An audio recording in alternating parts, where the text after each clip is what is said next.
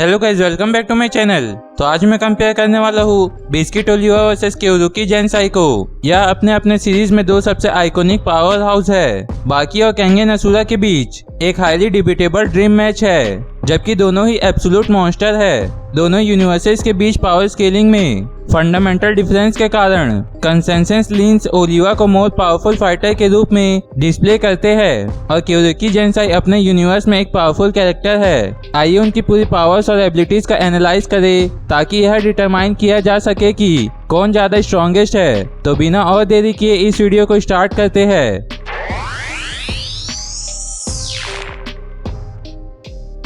Biscuit Oliva, जिसका nick name mister Unchained है, America का सबसे स्ट्रॉन्गेस्ट आदमी है और बाकी यूनिवर्स में एक टॉप टियर फाइटर है। वह एक मॉन्स्टरली मस्कुलर वाला पर्सन है जो कन्वेंशनल फोर्स के लिए बहुत पावरफुल क्रिमिनल्स को पकड़कर यूएस गवर्नमेंट को सर्व करता है। ओलिवा की fighting style overwhelming physical might, unpredictable durability और प्रिसाइज मसल कंट्रोल पर रिलायंस करती है। उसके स्ट्रेंथ के फीट्स लेजेंडरी है। वह अपनी ग्रिप की स्ट्रेंथ से बीच हवा में हेलीकॉप्टर को रोक सकता है, अपने बेयर हैंड से जेट को खींच सकता है, मोटे स्टील के दरवाजों को आसानी से तोड़ सकता है और बिना किसी प्रयास से भारी ऑब्जेक्ट्स को उठा सकता है। वह अपने अटैक से साइस्मिक फोर्स पैदा कर सकता है। वह उन बहुत कम कैरेक्टर में से एक है जो यूजिरो हानमा और बाकी हानमा के साथ पंच मारने और उन्हें इंजर्ड करने में कैपेबल है। यह यकीनन उनकी सबसे खास ट्रेट है। उनकी मसल्स इतनी डेंस और कंडीशन है कि वे मोस्ट फॉर्म्स ऑफ अटैक के लिए इफेक्टिवली रूप से इनवनरेबल है। क्लोज रेंज में कई शॉटगन ब्लास्ट को झेलने के बावजूद उसकी स्किन या मसल नहीं फटी और उन्होंने इसे कोई बड़ी बात नहीं कहकर खारिज कर दिया। ओलिवा के पास अपने मसल्स पर अनपैरेलल कंट्रोल है। वह अपने पूरी बॉडी को एक लगभग परफेक्ट शेप में कंप्रेस कर सकता है, जिसे वह डैमेज के प्रति लगभग इनपेनेट्रेबल हो जाता है। बॉल की तरह इम्पैक्ट को एब्जॉर्ब कर लेता है। वह ऑफेंस या डिफेंस को प्रीसियस रूप से बढ़ाने के लिए इंडिविजुअल मसल को शिफ्ट और टेंस भी दे सकता है। ओलिवा प्राइमरी रूप से ग्रैपलिंग, थ्रोइंग और ओवरवेलमिंग पावर पंचेस और बॉडी स्लैम का यूज कर सकता है। वह कॉम्प्लेक्स मार्शल आर्ट टेक्निक पर डिपेंड नहीं है, बल्कि अपने अपोनेंट पर आसानी से ओवर पावर होना पसंद करता है।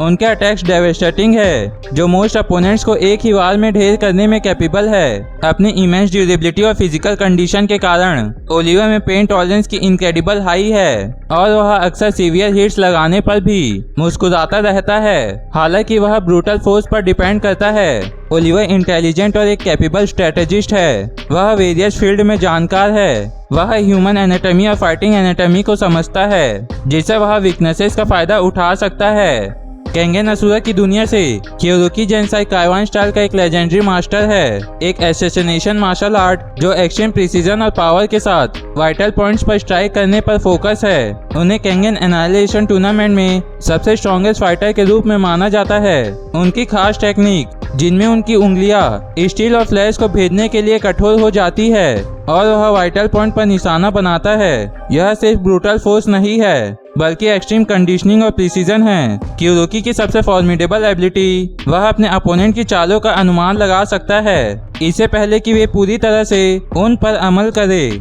जिसे वह लगभग तुरंत रिएक्ट कर सकता है और जवाबी अटैक कर सकता है। इसे उसे प्रभावित ढंग से मारना इनक्रेडिबल रूप से कठिन हो जाता है। डेकेड्स के रिगरस ट्रेनिंग के कारण उसके हाथ और बॉडी इनक्रेडिबल रूप से टफ और रेजिलेंट है। वह अपने टेम्पर लिम से हमलों को रोक सकता है, जिसे उसके अपोनेंट्स को नुकसान पहुंचा सकता है। उन्होंने मार्शल आर्ट के हर बेस और एडवांस एस्पेक्ट में परफेक्शन हासिल कर ली है और बॉडी मैकेनिक्स, बैलेंस और एनर्जी फ्लो को अनपैरेलल लेवल तक समझ लिया है। क्योरुकी अपने अपोनेंट को जल्दी से एनालाइज करता है, उनकी वीकनेसेस को पहचानता है और तुरंत स्ट्रेटेजी तैयार करता है। वह अपोनेंट्स को ट्रैप में फंसाकर उनकी टेंडेंसी का फायदा भी उठा सकता है। उसका डिफेंसिव स्टैंड और मोमेंटम इनक्रेडिबल रूप से स्किल्ड है, जिससे वह पावरफुल अटैक से भी होने वाले डैमेज को मिनिमाइज करने में एबल है। वह अपने स्ट्राइक्स को इतनी सटीकता से कंट्रोल कर सकता है कि वह अपने अपोनेंट के फेस से कुछ इंच की दूरी पर किए गए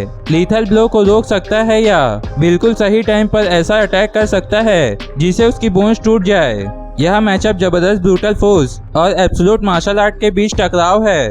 जबकि ओलिवा के पास मॉन्स्टर स्ट्रेंथ और ड्यूरेबिलिटी है। क्योदोकी का स्किल सेट ऐसे चैलेंज को पेश करने के लिए यूनिकली रूप से अनुकूल है। ओलिवा की ड्यूरेबिलिटी लेजेंडरी है, शॉर्ट गन ब्लास्ट और यहाँ तक कि यूजिरो हान्मा के अटैक्स को भी झेल सकता है। हालांकि क्योदोकी का डेविल लांस छेदने के लिए बनाया गया है। उसने स्टील को छेदने और इंटरनल डैमेज पहुंचाने की एबिलिटी का डेमोन्स्ट्रेट किया है, जबकि ओलिवा की मसल्स इनक्रेडिबल डेंस है। क्योदोकी एक ब्रॉड पावरफुल स्ट्राइक का एम नहीं रखेगा, बल्कि एक वाइटल पॉइंट या जॉइंट पर एक हाइपर फोकस वाला स्ट्राइक करेगा। ह्यूमन बॉडी चाहे कितनी भी मस्कुलर क्यों ना हो, फिर भी वनरेबल एरियाज होते हैं और क्योदोकी की प्री इनिशिएटिव उसे उन पर नुकसान लगाने की परमिशन देगी। ओलिवा की इमेंस पावर उसका प्राइमरी वेपन है। हालांकि क्योदोकी की प्री इनिशिएटिव का मतलब है कि वह ओलिवा की वार को पूरी तरह से झेलने के लिए वहां खड़ा नहीं होगा।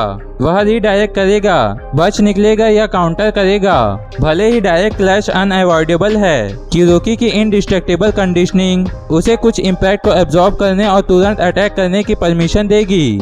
दोनों ही अपने अपने बिल्ड के लिए अमेजिंग रूप से फास्ट है। ओलिवा की स्पीड शेर एथलेटिक स्किल के कारण है, जबकि क्योदोकी की स्पीड उसकी प्री इनिशिएटिव के कारण बढ़ती है, जिसे उसकी रिएक्शन सुपर ह्यूमन दिखाई देती है। अटैक से पूरी तरह से मैनिफेस्टेशन होने से पहले रिएक्ट करने की क्योदोकी की एबिलिटी उसे हाई स्पीड के एक्सचेंज में सिग्निफिकेंट बढ़त देती है। यह बहस का कोर है। ओलिवा लगभग पूरी तरह से फिजिकल सुपीरियरिटी पर डिपेंड करता है।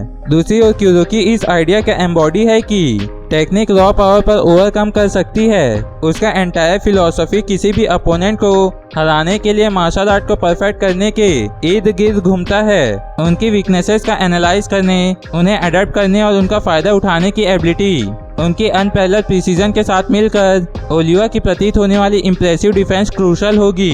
जबकि बिस्किट ओलिवा की फिजिकल पावर और ड्यूरेबिलिटी इनक्रेडिबल है और अनडाउटेबली कई कैंगन फाइटर्स को अशेम्ड कर देगा।